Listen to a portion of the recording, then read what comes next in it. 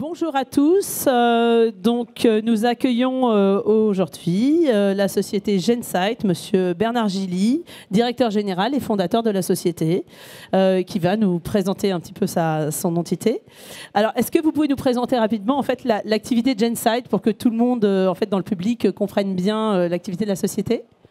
Bonjour d'abord. Gensight, c'est une société de biotechnologie qui développe une approche thérapeutique nouvelle qui est la thérapie génique.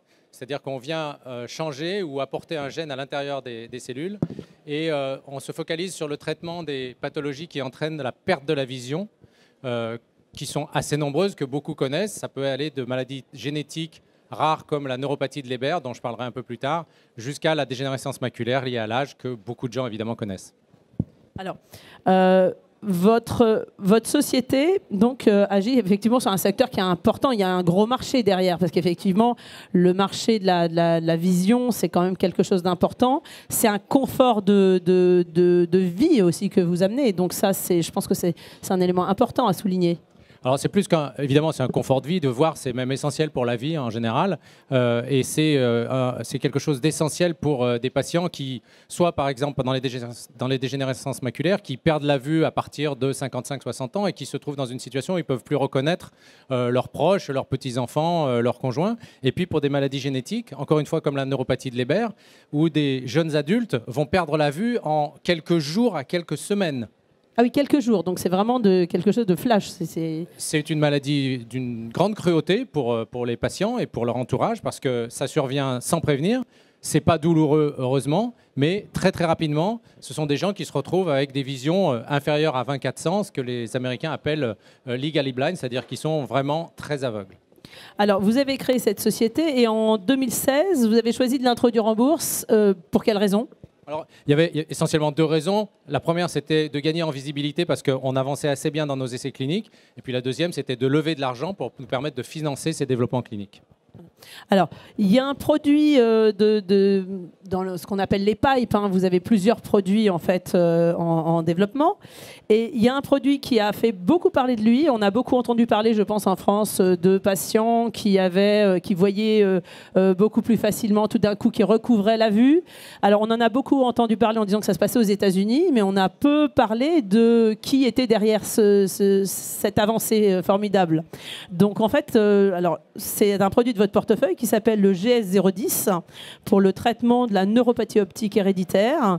Donc les résultats avaient été annoncés en avril et puis en fait il avait fallu attendre un petit peu plus. On a eu des résultats un petit peu plus sympathiques au mois d'octobre. Alors pouvez-vous nous en parler plus en détail ? Oui, alors je vais en profiter pour résumer la situation parce qu'effectivement c'est peut-être un petit peu complexe. La neuropathie de Leber, c'est une maladie génétique qui est une maladie rare qui touche à peu près 7000 personnes chaque année, nouvelles chaque année dans le monde, à environ 1500 entre les États-Unis et l'Europe. Et ce sont des gens qui, comme je le disais tout à l'heure, vont perdre la vue entre 15 et 30-35 ans, on va dire, donc soit des adolescents ou des jeunes adultes, et qui perdent la vue, encore une fois, en quelques jours à quelques semaines. À 97%, ces patients-là, au bout d'un an, sont totalement aveugles. Mais quand je dis totalement aveugles, c'est que beaucoup d'entre eux sont incapables de compter des doigts à 30 cm.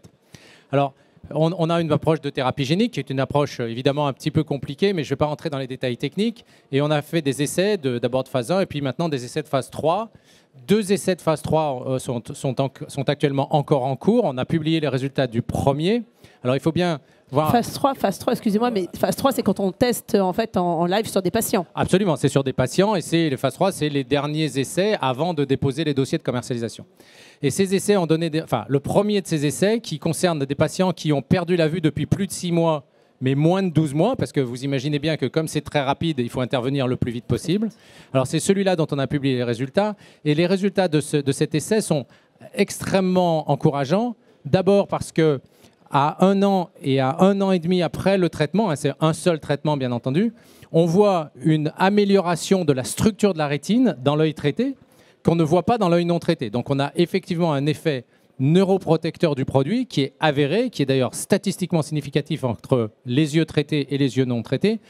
C'est très encourageant. Cette amélioration anatomique est doublée d'une amélioration fonctionnelle. Ce sont des gens qui recouvrent une partie de leur acuité visuelle. Alors on parle en lettres Je vais vous la faire court. Vous voyez chez l'ophtalmo les lettres qui sont sur l'écran.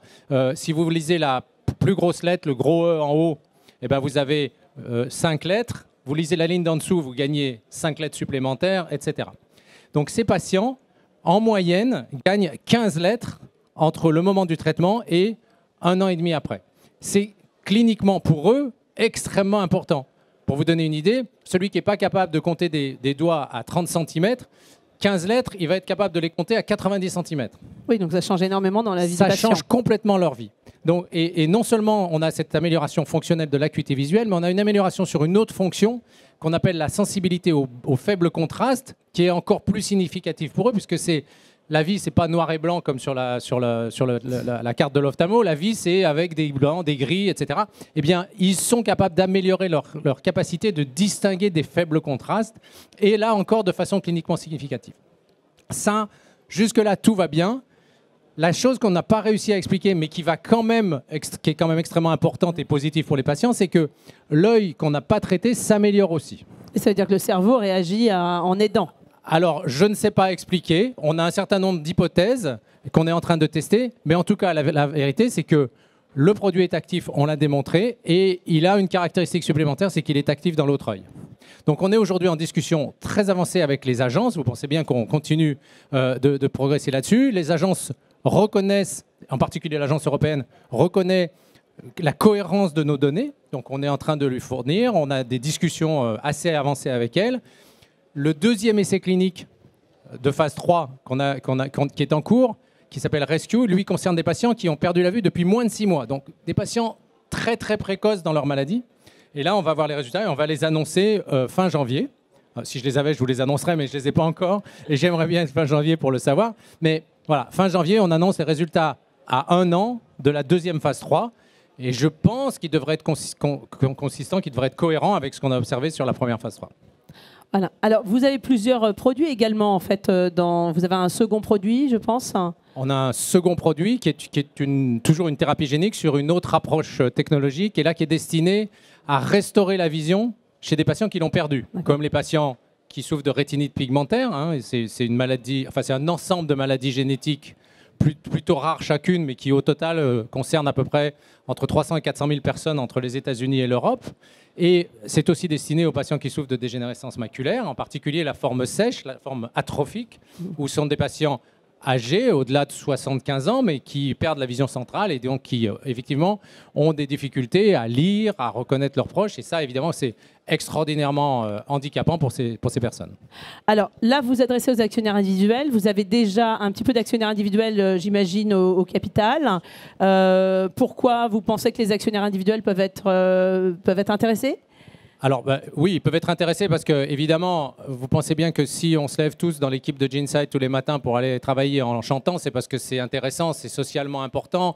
Ça a du sens. Voilà, ça a du sens. Donc il y a effectivement, pour des gens qui ont envie d'investir dans quelque chose qui a du sens, évidemment, les actionnaires individuels sont importants.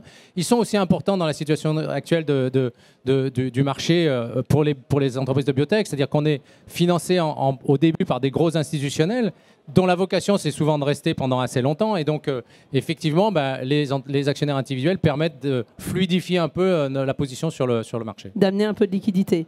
Et vous envisagez de faire des choses pour les actionnaires individuels, pour mieux les informer, pour les rencontrer, comme vous le faites aujourd'hui ?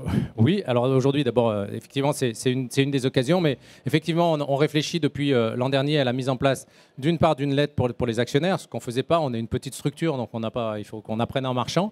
Et puis, on réfléchit aussi à l'idée de pouvoir instituer 2 ou 3 fois par an, alors je vais appeler ça un petit déjeuner des actionnaires individuels, pour à la fois leur parler science, les faire avancer dans la compréhension de ce qu'on fait, parce que c'est souvent compliqué ce qu'on fait. Et puis évidemment leur donner des informations sur l'avancement de nos projets, sur exactement là où on peut se trouver. Et votre titre est-il éligible au PEA-PME ? Bien sûr, il est éligible au PEA-PME. C'était d'ailleurs une des conditions très importantes lors de la mise en bourse en 2016. Voilà. Eh bien, merci beaucoup et nous allons vous retrouver sur le stand C06. Merci. Merci beaucoup.